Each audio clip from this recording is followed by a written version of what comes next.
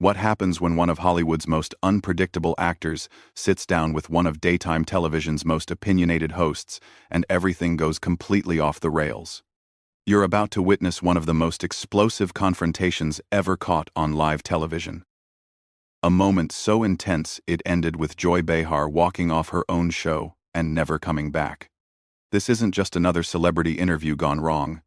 This is the day Charlie Sheen completely dismantled Joy Behar's credibility in front of millions of viewers, exposing her hypocrisy and leaving her so humiliated, she had no choice but to quit on the spot.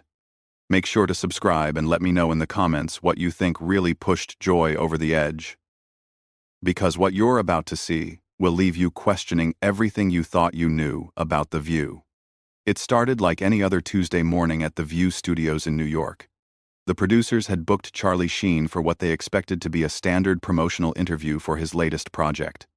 Joy Behar, known for her sharp tongue and willingness to challenge guests, was particularly excited about this booking. She had been preparing pointed questions about his past controversies, his public statements, and what she saw as his problematic behavior in Hollywood. What the producers didn't anticipate was that Charlie Sheen had done his homework too. He knew exactly who Joy Behar was, her history of controversial statements, and her pattern of grandstanding during interviews.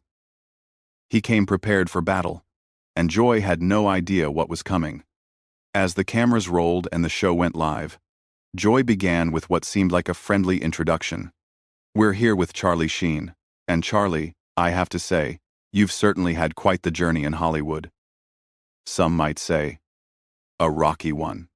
Charlie smiled that famous grin of his and leaned back in his chair. "Well, Joy, I could say the same about your journey in television. Some might say, hypocritical." The other hosts immediately sensed the tension. Whoopi Goldberg shifted uncomfortably in her seat, while Sarah Haynes looked between the two guests with obvious concern. But Joy, true to form, doubled down. Hypocritical?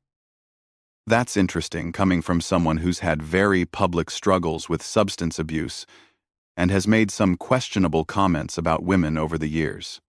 Charlie's expression didn't change, but his voice took on that edge that anyone familiar with his interviews would recognize. "You want to talk about questionable comments about women? Should we discuss your comment about how Republican women are just angry because they can't get dates? Or maybe your statement that conservative women don't think for themselves?" Joy's face began to redden slightly, but she pressed on. "Those were political observations, Charlie.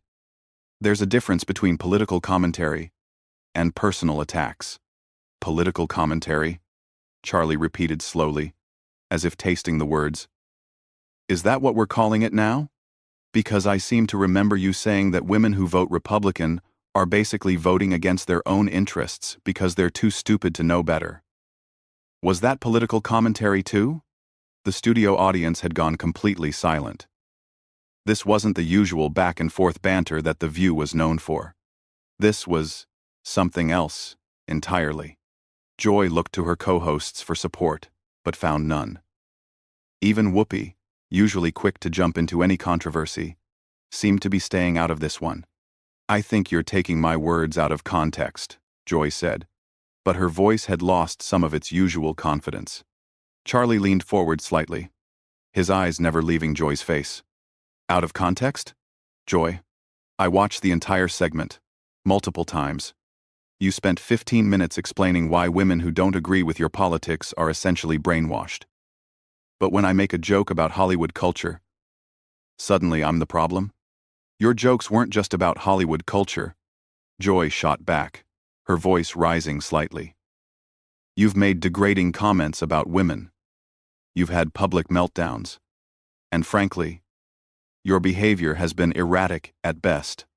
"Erratic," Charlie repeated, nodding slowly. "That's rich coming from someone who once screamed at a guest for having different political views, and then claimed you were the victim when people called you out for it. Tell me, Joy, when you were having your very public meltdown about the election results, was that erratic behavior or just passionate journalism?" The cameras captured every moment of Joy's face as it cycled through emotions, Anger, embarrassment, frustration.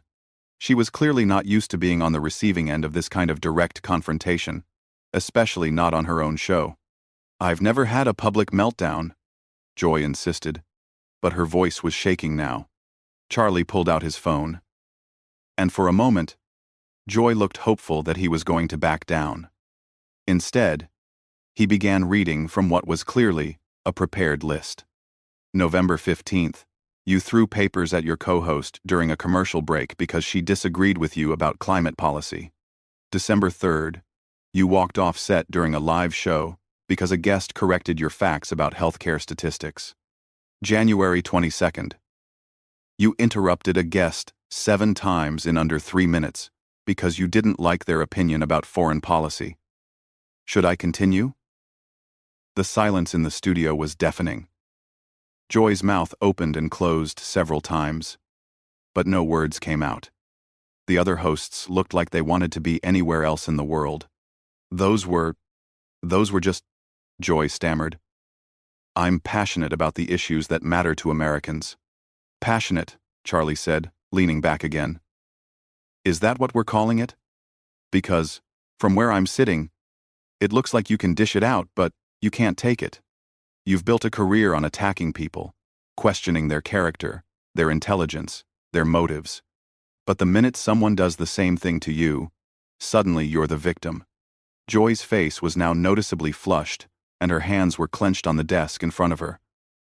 "This is completely inappropriate. This is supposed to be an interview about your work." "Oh, now you want to talk about my work?"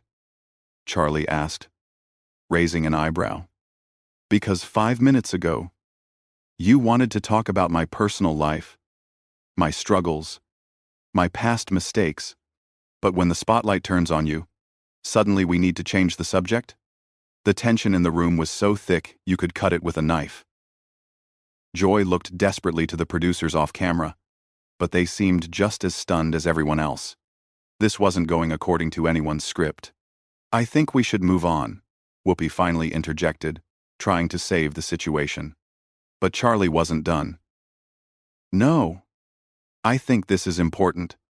Joy has spent years telling Americans what to think, who to support, how to live their lives. She's positioned herself as some kind of moral authority.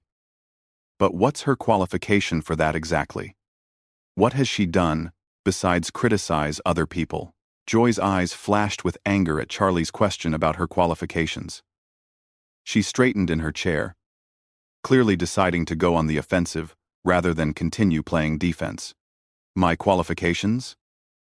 I've been in this business for decades, Charlie. I've interviewed presidents, world leaders, celebrities.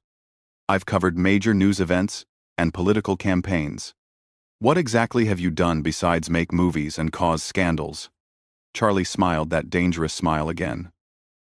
"Well, Joy, I've entertained millions of people, created jobs for thousands, and managed to do it without pretending to be something I'm not. I've never claimed to be a journalist or a political expert. I'm an actor. But you seem to think your opinion carries more weight than actual experts." "I am a journalist," Joy snapped. "I've been doing this longer than you've been making your little sitcoms." "Journalist?" Charlie laughed, and it wasn't a pleasant sound. "Joy, when was the last time you actually reported news? When did you last investigate a story, check sources, do actual journalism? All you do is sit behind that desk and give your opinions about things you've read in other people's reporting." Joy's voice was rising now, her professional composure completely gone. "I research every topic we discuss on this show. I read extensively about current events, politics, social issues. Reading Twitter doesn't count as research, Joy," Charlie said smoothly. "And getting your talking points from partisan websites doesn't make you a journalist. It makes you a commentator at best, a propagandist at worst." The other hosts were clearly uncomfortable. Sarah Haynes was fidgeting with her papers, while Sunny Hostin looked like she wanted to disappear. Even Whoopi, known for her strong personality, seemed reluctant to jump into this particular fire. "How dare you?" Joy said, her voice shaking with rage. I have integrity. I tell the truth. I hold people accountable. Integrity? Charlie leaned forward again. Is it integrity when you selectively edit clips to make people look bad? Is it integrity when you refuse to have guests on who might challenge your worldview? Is it integrity when you cut to commercial every time someone makes a point you can't argue against? Joy opened her mouth to respond, but Charlie wasn't finished. You want to talk about holding people accountable? Let's talk about the time you completely misrepresented that story about the veterans' charity. You had all the facts wrong. But instead of correcting yourself when people pointed it out, you doubled down and attacked anyone who questioned you. Where was your integrity then? That story was complicated, Joy said weakly. There were multiple sources with conflicting information. Complicated? Charlie's voice was incredulous. Joy. A 5-minute Google search would have given you the correct information. But you didn't bother to check because the wrong version fit your narrative better. That's not journalism. That's activism disguised as news. Joy was visibly struggling now. Her hands were shaking slightly, and she kept looking off camera, as if hoping someone would rescue her from this situation. You're twisting everything, she said, but her voice lacked conviction. You're trying to make me look bad because you can't handle being called out for your own behavior. Charlie sat back in his chair, completely calm now. Joy, I'm not trying to make you look bad. You're doing that all by yourself. I'm just pointing out the hypocrisy. You've spent your career attacking people for things you've done yourself. You criticize actors for being out of touch while you live in a Manhattan penthouse. You lecture Americans about their values while you mock their beliefs. You claim to champion women while you attack any woman who doesn't agree with you politically. The studio was so quiet you could hear the cameras humming. Joy's face had gone from red to pale, and she was gripping the edge of the desk so hard her knuckles were white. I don't attack women, she said, but her voice was barely above a whisper now. Charlie pulled out his phone again. Really? Because I have a compilation here of you calling conservative women names, questioning their intelligence, suggesting they're being controlled by their husbands. You've called successful businesswomen sellouts. You've mocked stay-at-home mothers. And you've dismissed any woman who doesn't share your exact political views as being brainwashed.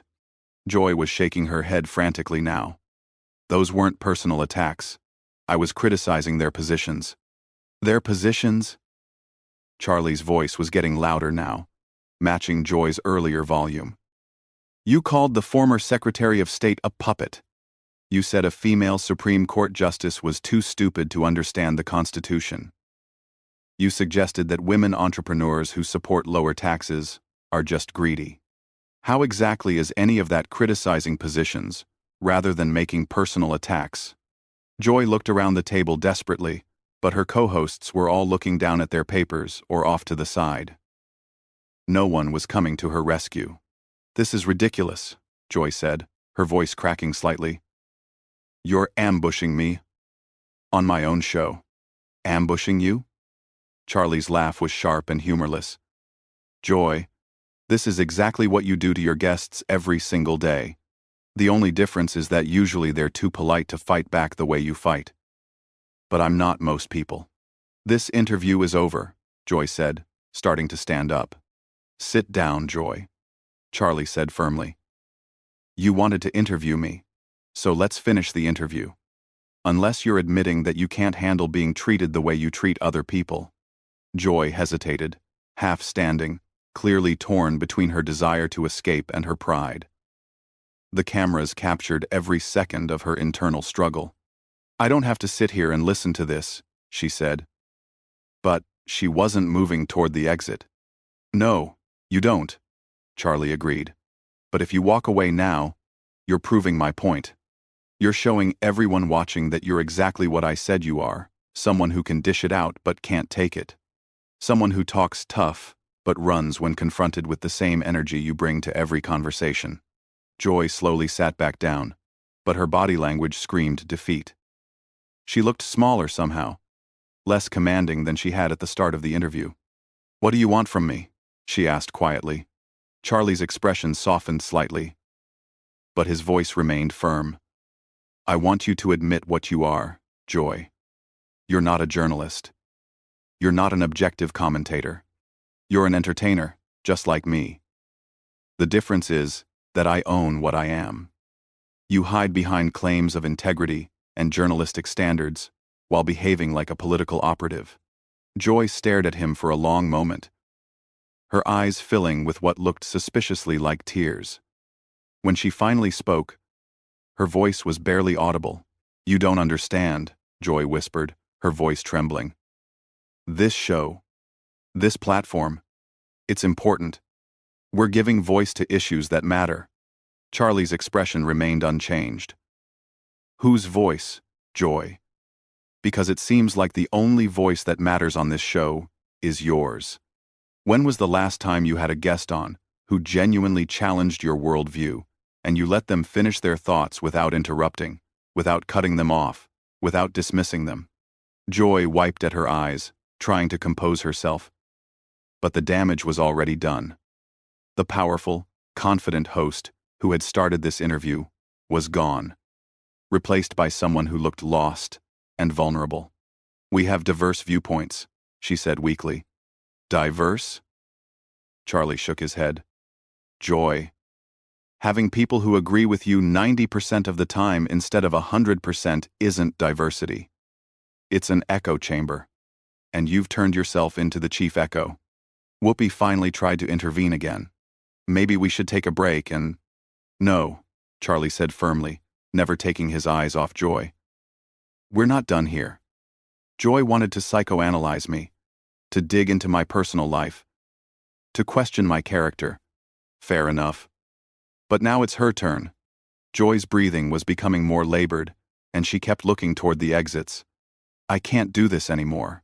Can't do what, Joy? Can't have a real conversation? Can't defend your own actions? Can't handle being questioned the way you question everyone else? Charlie's voice wasn't shouting, but it carried the weight of absolute conviction. This is what you do, Joy. Every single day. You sit behind that desk and you tear people apart. You question their motives, their intelligence, their right to have opinions different from yours. But the minute someone turns that same energy on you, you fall apart. Quote. Joy stood up abruptly, her chair sliding backward with a sharp screech. I don't have to listen to this. This is my show. Is it, though? Charlie asked calmly. Because from where I'm sitting, it looks like you're just another employee who's been allowed to think she's more important than she actually is. The show will go on without you. Joy. The network will find someone else to fill that chair. But you'll just be another former talk show host who couldn't handle the pressure when it was applied to her instead of by her. Joy's face was streaming with tears now, her makeup running, her professional facade completely shattered. You're a horrible person, she managed to choke out. Maybe I am, Charlie agreed. But at least I'm honest about who I am. I don't pretend to be a moral authority while behaving like a bully. I don't claim to care about women while attacking any woman who disagrees with me. I don't lecture people about tolerance while being completely intolerant of different viewpoints. Joy was backing toward the exit now, but Charlie's voice followed her. You know what the difference between us is, Joy? When I mess up, when I say something stupid or do something wrong, I own it. I don't hide behind claims of being misunderstood or taken out of context. But you've built an entire career on being the victim while victimizing others. Stop, Joy said, her voice breaking completely. Just stop. Why should I stop? Charlie asked, his voice relentless. You didn't stop when you spent 20 minutes attacking that young conservative commentator last month. You didn't stop when you made that military wife cry during your interview about veterans' benefits. You didn't stop when you deliberately mischaracterized what that small business owner said about healthcare costs. Why should I give you the courtesy you've never given anyone else? Axid. Grom. Joy was at the edge of the set now, torn between her instinct to flee and her desperate need to have the last word. "I help people," she said desperately. "I inform people about important issues." Charlie stood up slowly, his full presence filling the space. "You don't help people, Joy. You divide them. You take complex issues and reduce them to sound bites that support your predetermined conclusions. You've turned political discourse into a blood sport, where anyone who disagrees with you isn't just wrong, they're evil." "That's not true," Joy protested, but her voice had no strength left. "Isn't it?" Charlie pulled out his phone one more time. "I've got clips here, Joy. Hours of them. You calling people names, questioning their patriotism, suggesting they're racist or sexist or stupid just because they have different priorities than you do. You've made a living off of division and hatred, and you've convinced yourself that you're the good guy in all of this." Joy shook her head violently. "I fight for what's right. I stand up to injustice." Quote, "No," Charlie said quietly. And somehow his quiet voice was more devastating than any shout. "You perform outrage for ratings. You turn real issues into entertainment. You've taken the legitimate concerns of real people and turned them into talking points for your show. You don't care about solving problems, Joy. You care about being seen as the person who cares about solving problems." The silence stretched for what felt like an eternity. Joy stood frozen at the edge of the set, tears streaming down her face, her chest heaving with suppressed sobs. The other hosts sat motionless, afraid to move or speak. The cameras kept rolling, capturing every second of Joy's complete breakdown. "I quit," Joy finally whispered. "What?" Whoopi said. The first words she'd spoken in several minutes. "I quit," Joy said louder, her voice gaining strength from desperation. "I can't do this anymore. I won't sit here and be attacked like this. This isn't journalism. This isn't entertainment. This is cruelty." Charlie sat back down calmly. And there it is. When faced with the same treatment she gives everyone else, Joy Behar calls it cruelty. When she does it to other people, it's holding them accountable. When someone does it to her, it's an attack. Joy was backing toward the exit again, shaking her head frantically. "You're all witnessing this. You're all seeing what he's doing to me. What I'm doing to you." Charlie's voice was incredulous. "Joy, I'm using your own words, your own actions, your own history against you. If that feels like an attack, maybe you should think about what that says about your own behavior." "I'm done," Joy said, reaching the exit. "I'm done with this show. I'm done with this network. I'm done with all of it. You want to destroy people?